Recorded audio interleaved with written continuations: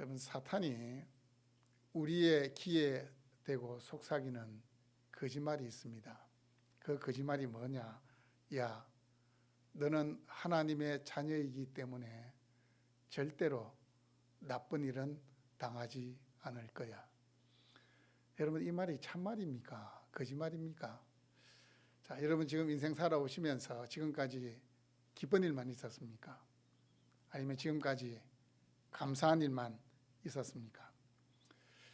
모르겠습니다. 여기 있는 우리 젊은 형제 자매들은 아직까지 인생을 한 20몇 년밖에 안 살았기 때문에 잘 모르겠지만, 인생을 한 50년 이상 살아보면 인생이라는 것이 내 뜻대로 안 됩니다. 내가 계획하고 내가 진행해도 실패합니다. 또 인생을 살아보면 도무지 내가 가진 지식이나 경험을 총동원해도 이해가 되지 않는 일들이 나에게서 일어난다는 것을 알 수 있습니다. 나뿐만 아니고 나의 주위에 있는 사람에게도 그런 일이 일어납니다. 어떤 일이 일어나느냐? 정말 저 사람은 신앙이 진짜 좋은 사람이고, 신앙만 좋을 뿐만 아니고 사회에서도 하나님의 영광을 드러내는 사람인데, 하나님이 어느 날 갑자기 불의의 사고를 통해서 그분을 데려가시는 거예요. 저는 그분을 잘 모르지만 이름을 좀 들어서 알고 있는데, 박상은이라는 의사분이 계시는데, 이분이 베트남인가 의료 선교를 가셨다. 원래 65세인가 정도밖에 안 되셨는데 의료 선교를 마치고 며칠 전에 일어났습니다. 의료 선교를 마치고 함께 이제 돌아오기 위해서 이제 하루 쉬는 날 이렇게 바다 수영을 가셨다가 심장마비로 돌아가신 거예요. 이분이 하는 일이 진짜 많았거든요. 진짜 많았는데 하나님이 갑자기 65세면 아직까지 젊은 나이잖아요. 하나님 갑자기 데려가신 거예요. 그것뿐만 아니고 여러분도 아실 겁니다. 예? 여러분도 인생을 살아보면 그분 아직 하나님 할 일이 더 많이 있다고 생각하는데 하나님이 갑자기 데려가시는 그런 일들이 생깁니다. 그때 우리는 하나님께 이런 질문을 던집니다. 하나님, 어떻게 해서 이런 일이 일어났습니까? 어떻게 해서 이런 일이 일어났습니까? 또 어떤 분들은 처음 이렇게 욥기 말씀을 읽으면 어떤 생각이 드느냐? 이야, 하나님은 진짜 잔인한 분이다. 아니면 하나님은 진짜 이해하기 힘든 분이다. 어떻게 하나님 입으로 욥은 온전하고 정직하고 하나님을 경외하고 악에서 떠난 자라고 했는데 어떻게 이런 고난을 당하도록 하나님이 내버려 두실 수 있는가? 그리고 도무지 나는 하나님을 이해할 수 없다. 하나님을 이해할 수 없다라고 이야기하는 그 말이 정답입니다. 왜 그런지 아십니까? 하나님은 창조주입니다. 우리는 피조물입니다. 인간의 지혜가, 인간의 두뇌가 아무리 좋아도 IQ 200, 200 넘어가는 사람도 있다 그러는데, IQ 200이 돼도 창조주의 마음을 이해할 수 없습니다. 그래서 하나님을 신학적으로는 불가해한 분이다. 이해할 수 없는 분이다. 그 말이에요. 하나님은 이해할 수도 없고 이해될 수도 없는 분이지만 우리 안에 믿음이 들어오면 우리는 그 하나님을 다 이해할 수 있게 되는 겁니다. 그래서 하나님께서는 이 세상을 창조만 하신 것이 아니고 이 세상을 자신의 뜻대로 섭리하시고 다스리는 분이십니다. 여러분 기억하십시오. 내 뜻대로가 아닙니다. 하나님의 뜻대로이기 때문에 내가 원치 않은 일들이 내 주위에서도 일어나고 나에게도 일어납니다. 그렇지만 우리 하나님은 선하신 계획을 가지시고 그 계획을 하나하나 나의 삶을 통해 이루어 가십니다. 제가 이 욥기를 이렇게 읽어보니까 이 세상에서 아브라함도 신앙이 참 좋았던 분이고 모세도 신앙이 좋았고 또 다윗도 신앙이 좋았던 분이지만 이 성경의 인물 가운데서 제가 생각할 때 가장 신앙이 좋았던 분은 욥입니다. 하나님 그렇게 평가하거든요. 온전하고 정직하여 하나님을 경외하며 악에서 떠난 자라. 이 말은 세상 사람들의 눈으로 보기에도 저 사람 하나님 사람 맞다. 하나님 보시기에도 너는 나의 자녀다. 예. 신앙과 삶이 일치하는 자가 바로 이 욥이었다는 겁니다. 그런데 이 욥이 당한 고난 상상할 수가 없습니다. 여러분 욥기 읽으면서 그 생각 안 해봤습니까? 이야, 보통 사람이라면 이 고난 당하면 어떻게 되겠습니까? 아마 제가 욥이었다면 욥기 2장부터는 없습니다. 끝났기 때문에 그냥 나는 그런 하나님 인정 못합니다. 예? 하나님 저주하고 끝나버리기 때문에 그냥 욥기 2장은 없는데 욥이기 때문에 2장이 있고 3장이 있고 쭉 이어지는 겁니다. 자, 보십시오. 욥이 당한 고난이 무엇인지 6절에서 12절 말씀을 읽어보시면 천상에서 일어난 일들을 묘사하고 있습니다. 하나님과 하나님의 천사와 사탄까지 천상에서 이루어지는 일들인데 이제 13절부터는 천상이 아니고 하늘에서 땅으로 내려왔습니다. 땅에서 무슨 일이 일어나는지를 땅에서 내려왔는데 13절을 보시면 땅에서 일어나는 일들을 묘사하는 첫 번째 단어가 뭡니까? 한번 보십시오. 뭐라고 되어 있습니까? 뭐라고 되어 있습니까? 하루는 이게 무슨 말입니까?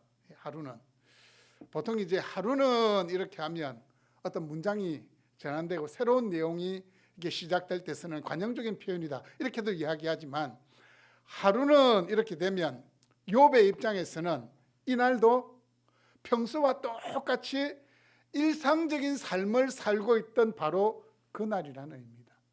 욥이 잠을 자고 일어나는데 오늘 꿈자리가 뒤숭숭하고 오늘 뭔가 일이 일어날 것 같다. 그게 아니고 그냥 똑같이 욥이 자신의 루틴대로 자신의 일상의 삶을 살고 있을 바로 그날이라는 의미입니다. 바로 그날 그냥 파도도 아니고 쓰나미와 같은 파도가 몇 번요? 한 번, 두 번, 세 번, 네 번, 네 번 그냥. 야, 제가 이렇게 바다를 좋아하기 때문에 저는 가끔씩 이렇게 오늘 파도가 좀 높다 이러면 정자 바닷가 가지고 이렇게 파도 치는 거 이렇게 보거든요. 근데 그 파도 정도가 아닙니다. 전에 제가 한 몇 년 전에 한 10년도 넘은 것 같습니다. 퍼펙트 스톰인가 하는 영화인데 그게 이제 엄청난 이 파도가 이렇게 마지막에는 그 배를 이렇게 집어삼키는 그 큰 파도를 보면서 이야, 우리는 집채만한 파도다 그렇게 이야기하잖아요. 예? 지금 욥에게 우리는 우리에게 닥치는 고난을 파도에 비유하는데 욥이 당한 고난은 파도가 아니고 쓰나미입니다. 쓰나미. 적어도 10m가 넘는 그 엄청난 그 파도가 모든 것을 집어삼키는 것처럼. 여러분 첫 번째 고난은 스바 사람들이 갑자기 종들을 습격해가지고 소 500결이 낙이 500마리 약탈이에요. 소 500결이라는 것은 1000마리입니다. 소 1000마리하고 낙이 500마리 뺏어가 버렸습니다. 뭐 이때도 여느 때와 마찬가지로 소들은 목장에서 풀을 뜯고 있을 것이고 나귀들도 이제 이렇게 뭐 풀을 뜯든지 한가롭게 이게 목가적인 분위기가 연출되잖아요. 그런데 갑자기 어디서 나타난 스바 사람들이 그 소떼와 나귀떼를 다 뺏어 가버린 겁니다. 그런데 두 번째 고난은 더 어이가 없습니다. 불이 하늘에서 떨어져서 양떼를 먹이고 있는 바로 그 초원에 불이 떨어져 가지고 양떼 7,000마리, 양을 돌보는 종들까지 다 불에 타 죽어버렸습니다. 마치 소돔과 고모라의 불과 유황불이 떨어졌던 그때를 연상시키는 재앙입니다. 그런데 우리가 주목해야 될 것은 그때 그 재앙을 경험하고 종이 한 명 살아가지고 욥에게 달려오잖아요. 욥에게 달려와서 보고할 때 그렇게 이야기합니다. 그 불은 하나님의 불이었다고. 이게 무슨 말입니까? 하늘에서 떨어진 그 불이 하나님의 불이었다는 것은 저는 이 하나님의 불이라는 이 표현을 통해서 이 사탄이라는 놈은 진짜 용이 주도한 놈이다. 용이 주도한 놈이다. 이 종이 입을 열어서 딱 말할 때 그냥 하늘에서 불이 떨어졌다 아니고 하나님의 불이 떨어져. 다시 말하면 그 말을 들을 때 욥이 어떤 생각이 들겠습니까? 하나님이 나를 치시네. 그 생각이 들도록 하나님의 불이 떨어졌다라고 해서 하나님께서 그 엄청난 재앙을 직접 주신 것처럼 오해하도록 하나님의 불이다, 그렇게 그 종의 입에서 그 말이 나오게 합니다. 세 번째 고난은 갈대아 사람이 세 부대로 나누어서 어디를 칩니까? 예? 낙타가 있는 곳에 몰려와 가지고 그 낙타들을 다 뺏어갑니다. 여러분, 이때만 하더라도 낙타가 뭡니까? 운송수단이고 지금으로 하면 트럭입니다. 트럭을 자그마치 3,000대를 뺏어가 버렸습니다. 갈대아 사람들이 나중에 바벨론이라는 나라를 세우는데 이때만 하더라도 그냥 소수 부족이었고 아라비아 사막에서 그냥 이렇게 무리를 지어 살다가 갑자기 어떤 사람들을 공격해 가지고 그냥 물건을 약탈하는 아주 이렇게 영향력이 없는 미미한 부족이었습니다. 이 갈대아 사람들이 갑자기 나타나 가지고 낙타를 뺏어가 버린 겁니다. 정면 공격이 아니라 기습 공격을 통해서 낙타를 뺏어갔습니다. 네 번째 종이 보고한 내용은 세 번째 이 고난하고는 비교가 안 됩니다. 만약에 이렇게 컨트롤 하면은 이렇게 오른손잡이 같은 왼손으로 보통 이게 잽을 날리잖아요. 잽 하다가 기회가 왔을 때에 훅이나 어퍼컷 한 방 들어가면 이 세 방은 잽입니다. 잽 한 방, 오른손 훅 들어가면 이게 딱 맞으면 어떻게 됩니까? 쓰러지는 겁니다. 정확하게 훅이 들어왔습니다. 그게 뭐냐? 10명의 자녀들이 맏아들의 집에서 지금으로 이렇게 파티를 하고 있을 때, 음식을 먹고 있을 때에 큰 바람이 불어와가지고 집 모퉁이에 4개의 기둥을 치니까 집이 그대로 폭삭 내려앉아 그 안에 있던 이 욥의 7명의 아들과 3명의 딸들이 한꺼번에 죽임을 당한 겁니다. 매년 미국의 이 중부 지역, 제가 이렇게 미국에 있을 때 하나님 은혜 주셔가지고 한번 이 동부에서 서부까지 제가 차로 가지고 한번 이렇게 지나간 적이 있습니다. 22일 동안 미국을 한번 돌아다녀 봤는데 진짜 중부 지역을 지나가 보니까 몇 시간을 달려도 산이 하나도 안 보입니다. 산이 하나도 없어요. 그러니까 거기서 토네이도가 일어나는 겁니다. 돌풍이 부는 겁니다. 이 돌풍이 불어오면 집이고 차고 다 날아갑니다. 그냥 날아가 버립니다. 한 번씩 여러분 뉴스에 보잖아요. 미국에서 토네이도 와가지고 집이 다 폐허가 된 그 모습. 아마도 이게 불었던 이 돌풍도 미국 중부 지방을 강타하는 그 토네이도와 같은 강력한 힘이 있는 겁니다. 두 번째, 세 번째, 네 번째 재앙을 이야기할 때에 반복적으로 사용되는 문구가 있습니다. 그가 아직 말하는 동안에 또 한 사람이 와서 이르되, 이게 무슨 말입니까? 그 재앙이 끝나고 종이 헐레벌떡 달려와 가지고 말이 채 끝나기 전에 또 그 재앙이 일어났다는 겁니다. 재앙이 연속적으로 일어났다는 것을 이야기합니다. 욥이 뭐 놀라고 슬퍼할 겨를도 없이 4번 연속으로 고난이 온 겁니다. 자, 여러분 한번 생각해 보십시오. 여러분이 욥이었다면 어떻게 하시겠습니까? 그냥 이 낙타 3,000마리 빼앗긴 것도 진짜 속이 쓰린데 양도 다 뺏겼어요. 소도 다 뺏겨버리고 그 재산 이런 것까지는 어쩌면 저도 이제 목사니까 그래도 이제 나름 신앙생활을 오래 했으니까 저도 재산을 잃은 것까지는 제가 감내할 수 있을 것 같아요. 그래, 재산 잃은 거. 근데 여러분, 마지막 결정타는 자녀 10명이 한꺼번에 죽은 겁니다. 여러분, 그 이야기를 들었을 때 여러분 어떻게 반응하시겠습니까?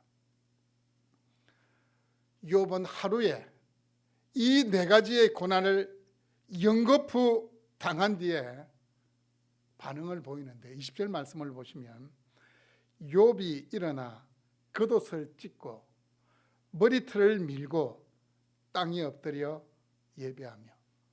충격입니다. 예. 어떤 부분이 충격이냐? 땅에 엎드려 예배한다는 것이 저는 충격입니다. 보통 사람인 우리의 상식으로, 우리의 머리로는 이해가 되지 않습니다. 근데 욥이 일어났다 이런 표현이 있잖아요.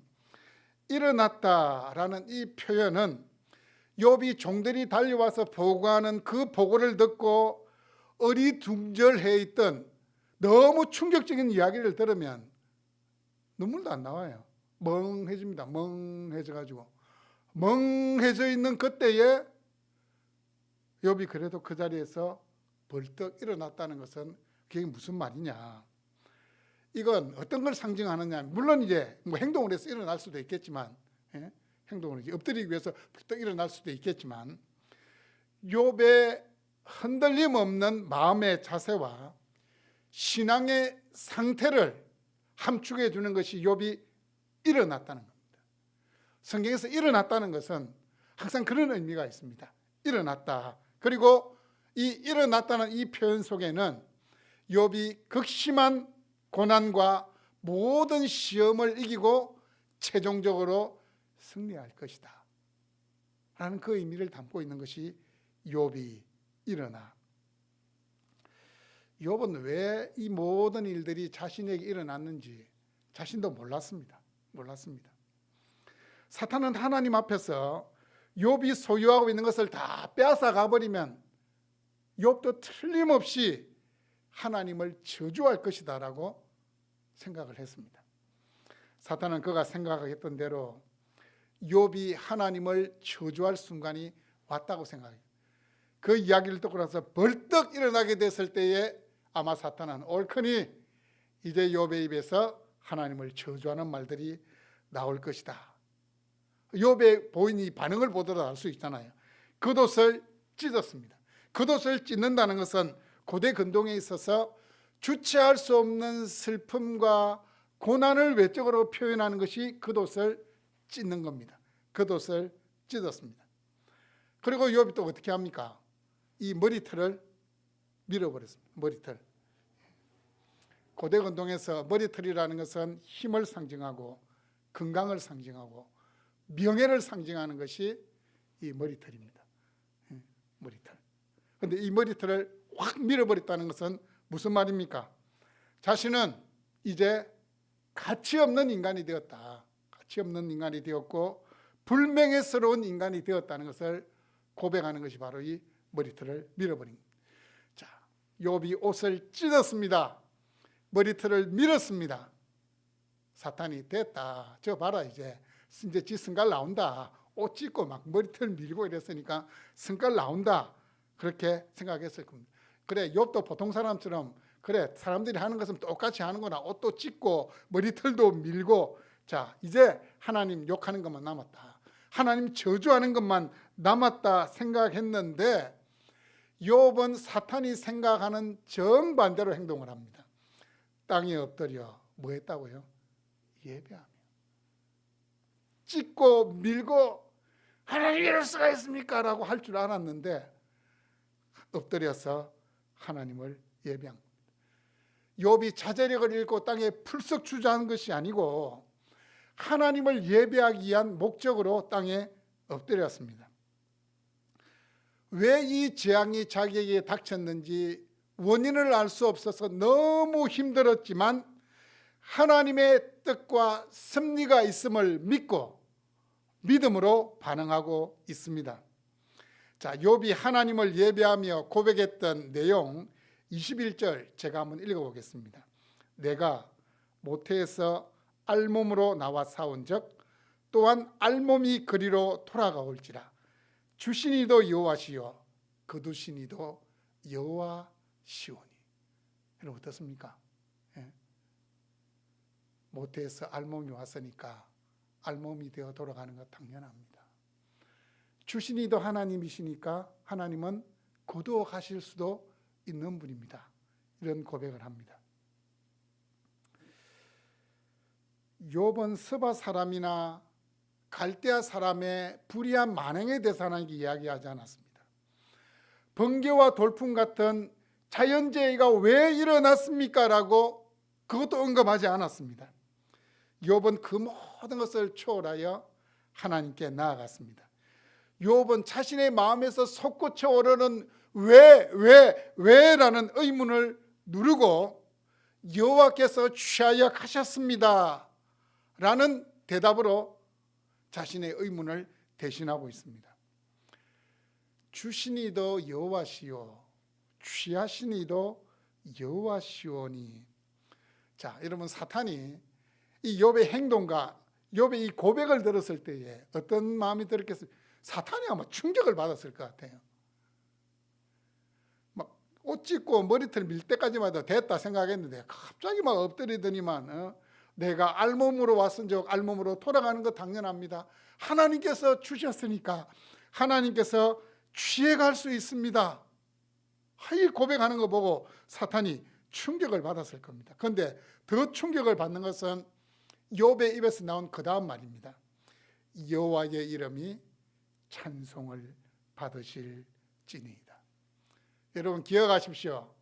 우리 하나님의 이름은 저주의 대상이 아니고 원망의 대상이 아니고 찬양의 대상입니다.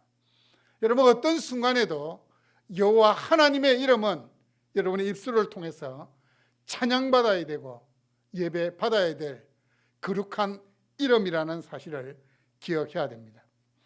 욥은 자신이 누리고 있는 모든 것이 하나님께서 선물로 주셨음을 알았기 때문에 하나님께서 주셨고 하나님께서 취해 가셨다 고백하고 있습니다.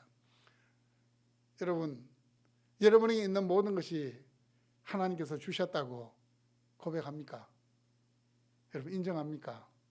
그런데 이게 인정이 잘 안 돼요. 우리는 종종 내가 한번 받으면 그것은 내 것이 되어야 된다고 착각을 합니다. 내가 받았기 때문에 그 소유권은 내 것이라고 생각하기 때문에 잃어버리면은 아니면 그것이 내 손에서 떠나가게 되면은 그 사실 자체를 종종 용납하지를 못합니다. 절망하고 분노합니다. 진짜 그렇습니다. 여러분 사업을 하다가 여러분 사업이 막 성공했다. 그런데 갑자기 사업이 망하게 되면 열에 8, 9번 절망합니다. 분노합니다. 아니면 여러분이 이렇게 돈을 한 몇백만 원 가지고 있다. 잘못해가지고 잃어버렸다. 그래도 분명히 절망하고 분노하는 것이 우리 보통 사람들입니다. 사랑하는 가족이 어느 날 우리 곁을 떠나갈 수도 있고 내 몸의 건강에 이상이 찾아와서 어느 날 병원 신세를 질 수도 있습니다. 어제까지는 모든 것이 평안이었는데 오늘 그 평안이 깨어질 수가 있다는 사실입니다. 우리는 한번 우리에게 주어진 것은 계속 내가 누려야 될 권리가 있다고 착각하는 것이 사람입니다. 하지만 여러분 기억하십시오. 주신 분이 하나님이시기 때문에 언제든지 취해갈 수 있다는 사실을 꼭 기억해야 됩니다. 우리의 소유에 대해서 절대적인 주권은 하나님께 있습니다. 나에게 있는 것이 아니고 하나님께 있는 겁니다. 자신의 입장에서 하나님의 인도를 판단하는 자들은 언제든지 혼란에 빠질 수밖에 없습니다. 그렇게 되면 결국 실망하고 분노하고 하나님을 원망하고 저주할 수밖에 없습니다. 자신의 입장에서 하나님을 생각하다 보면 하나님의 계획이라는 큰 틀 속에 내가 들어가야 되지, 내 계획 속에 하나님을 끌어넣으면 좋았다가도 며칠 뒤에는 그냥 주저앉을 수가 있다는 겁니다. 욥의 고백을 보면 욥이 얼마나 하늘에 계신 하나님을 사랑하는 사람이고 그 하나님의 인도하심과 섭리에 얼마나 순복하는가를 알 수 있습니다. 욥기의 저자는 형언할 수 없는 고난에 처했던 욥의 반응을 다음과 같은 말로 대변하고 있습니다. 22절입니다. 이 모든 일에 욥이 범죄하지 아니하고 하나님을 원망하지 아니하니라. 자, 욥기 저자의 1절과 8절 말씀에 보면 반복적으로 욥에 대한 평가가 나오는데 그 사람은 온전하고 정직하며 하나님을 경외하며 악에서 떠난 자라. 진짜 이 평가대로 욥이 범죄하지 아니하고 하나님을 향하여 원망하지 아니하니라. 여러분 분명히 기억하십시오. 여러분이 가장 고통스러운 상황에 떨어지게 될 때에도 하나님 여러분과 함께 하십니다. 왜냐? 그분은 자신의 아들을 버려서 여러분을 자신의 자녀로 받아주셨기 때문에 여러분을 버리지 않습니다. 여러분을 위해서 자신의 아들 예수 그리스도를 죄와 사망의 권세에 내어주셨기 때문에 우리는 영원한 하나님의 자녀입니다. 비록 하나님께서 여러분이 누리고 있는 것을 거두어 가시더라도 여러분은 버리지 않습니다. 하나님은 고통 가운데서 탄식하는 여러분의 기도를 들으십니다. 하나님은 우리의 삶에 가장 선한 것이 무엇인 줄 아시기 때문에 때로는 내가 좋다고 여기는 그것을 취하여 갈 수도 있습니다. 하나님의 계획에서 보면 나는 그게 선하다 생각했는데 선한 것이 아닐 수 있기 때문입니다. 그렇기 때문에 하나님은 오늘도 여러분의 삶을 간섭하고 계시는 겁니다. 그래서 결론은 하나님은 찬양받으시기에 합당하신 분입니다. 하나님은 우리의 입술을 통하여 늘 높임을 받아야 되는 분이십니다. 오늘이 11월 19일입니다. 여러분 지난 10개월하고 19일을 한번 돌아보십시오. 감사할 일이 많았다면 진짜 감사한 거고, 아니면 그 가운데 고난이 있었다면 하나님이 내 인생을 내 뜻대로 버려두지 않으시고 간섭해 주셨구나 생각하십시오. 하나님은 우리 모든 인생을 책임지시고 인도해 가시는 분이십니다. 어떤 환경에 처하더라도 그 신실하신 하나님을 끝까지 신뢰하고 붙들 수 있기를 바랍니다. 우리가 아무리 고난을 당해도 욥이 당한 고난만큼 큰 고난 당하겠습니까? 저는 그렇게 생각합니다. 하나님이 결코 욥이 당한 고난만큼 우리에게 허락하지 않습니다. 왜냐하면 우리는 감당할 만한 믿음이 없기 때문에. 하나님이 고난을 주실 때도 감당할 만한 믿음을 보시고 고난을 주시는 겁니다. 예전에 SBS의 힐링 캠프 기쁘지 아니한가라는 그 프로그램이 있었어요. 주로 이제 연예인들이 나오고 그 어떻게 살았는가 뭐 이렇게 토크 형식으로 진행되는데, 그때 누가 나왔냐면 닉 부이치치라는 사람이 한번 나온 적이 있어요. 여러분 닉 부이치치 압니까? 태어날 때부터 다리 없이 태어난 장애인입니다. 그런데 이 닉 부이치치가 나와가지고 어떤 이야기를 했냐면 딱 첫 마디가 나는 하나님을 믿습니다. 성경에도 장애인에 대한 이야기들이 나오는데 예수님께서 그렇게 말씀했습니다. 자기의 죄 때문도 아니고 부모의 죄 때문도 아니고 하나님이 하시는 일을 나타내기 위함이다. 그런 말씀을 하셨는데 그 일이 지금 나를 통해서 진행 중에 있습니다. 얼마나 멋진 믿음의 고백입니까? 팔다리 없는 그 장애를 가졌음에도 불구하고 하나님이 지금 하나님이 일하고 계신다는 사실을 나를 통해서 나타내고 있습니다. 고난은 인내를, 인내는 연단은 소망을 낳습니다. 이런 이야기를 하고, 또 하나님께서는 감당할 수 있는 고난만 주신다라고 이야기한 다음에 당신은 혼자가 아닙니다. 당신 곁에 늘 하나님이 계십니다. 오늘도 승리하세요. 그분이 나와가지고 나는 하나님을 믿습니다. 하나님이 지금도 일하고 계신다는 것을 나를 통해 보여주고 있습니다. 그 이야기를 듣는 순간 감동이 막 물밀듯 몰려오는데 어떻게 그 이야기를 할 수 있겠습니까? 여러분, 욥이 그랬고 닉 부이치치가 그러했듯이 그 고난의 한복판에서 찬양을 드릴 수 있었던 이유는 딱 한 가지입니다. 하나님의 주권을 인정했기 때문입니다. 하나님이 역사의 주인이고 인생의 주인이 되신다는 사실을 인정했기 때문에 내 인생이지만 내가 소유한 것이지만 이건 하나님께 주도권이 있다라는 사실을 인정했기 때문에 고백할 수 있었던 겁니다. 여러분에게 부탁을 드립니다. 세상에 있는 그 어떤 것보다도 하나님 제일 사랑할 수 있기를 바랍니다.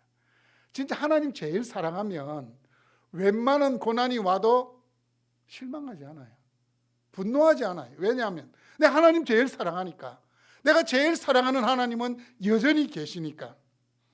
혹 내 인생이 내 뜻대로 풀려가지 않는 상황을 만나게 되더라도 여러분 실망하지 마시고, 내 인생을 나보다도 더 잘 알고 계신 하나님께서 설계하시고 그 설계하신 대로 인도에 가심을 믿고 그 선하신 하나님을 높일 수 있기를 바랍니다. 찬양할 수 있기를 바랍니다. 시편 42편 5절은 이렇게 말씀합니다. 내 영혼아, 내가 어찌하여 낙심하며 어찌하여 내 속에서 불안해하는가. 너는 하나님께 소망을 두라. 그가 나타나 도우심으로 말미암아 내가 여전히 찬송하리로다. 아멘. 제가 이 설교를 준비하면서 주보에 보면 이제 마지막에 자신의 10가지 감사 제목을 적어보라는 게 있는데, 여러분 집에 가셔가지고 꼭 10가지 감사 제목을 적어보세요. 제가 저희한테 카톡으로 보내라 그렇게 이야기는 안 하겠습니다. 꼭 적어보십시오. 제가 10가지 감사 제목을 한번 적어봤습니다. 올해를 쭉 돌아보면서 첫 번째가 뭐냐, 하나님의 자녀 삼아 주신 것도 감사한데 이 목사로 세워주셔서 하나님의 교회를 섬기게 하신 것, 주님의 몸된 교회를 섬기게 하신 것이 제 첫 번째 감사 제목입니다. 두 번째 감사 제목은 저는 믿습니다. 이 땅의 유일한 소망은 교회입니다. 이 땅의 유일한 소망은 교회인데 하나님께서 새롭게 헤리티지 교회를 개척할 수 있는 은혜를 부족한 저에게 주신 것이 두 번째 감사의 제목이고, 작년하고 올해 초에 개척을 위한 장소를 위해서 막 기도했을 때 아무것도 안 보이더라고요. 그래서 그때 장소를 공유할 수 있으면 공유할 수 있는 장소라도 있으면 좋겠다 했는데 하나님께서 이 좋은 장소를 주신 것이 세 번째의 감사의 제목이고, 그리고 매 주일마다 하나님의 말씀을 전할 수 있는 건강을 주신 것, 네 번째 감사 제목입니다. 다섯 번째는 새벽마다 기도의 자리를 지킬 수 있도록 은혜를 주신 겁니다. 이 새벽 기도 제가 해보니까 하나님 은혜를 주셔야 돼.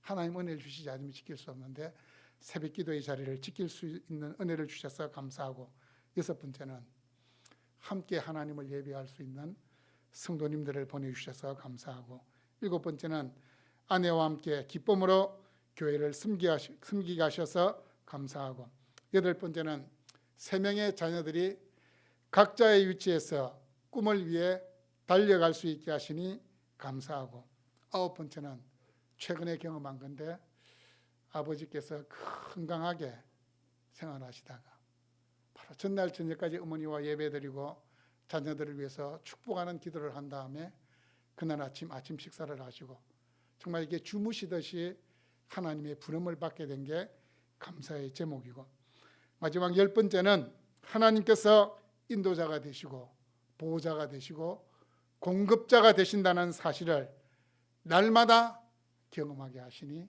감사합니다. 제 열 번째 감사의 제목입니다. 여러분도 꼭 집에 가셔서 올 한 해를 돌아보시면서 여러분의 감사의 제목을 꼭 적어볼 수 있기를 바랍니다.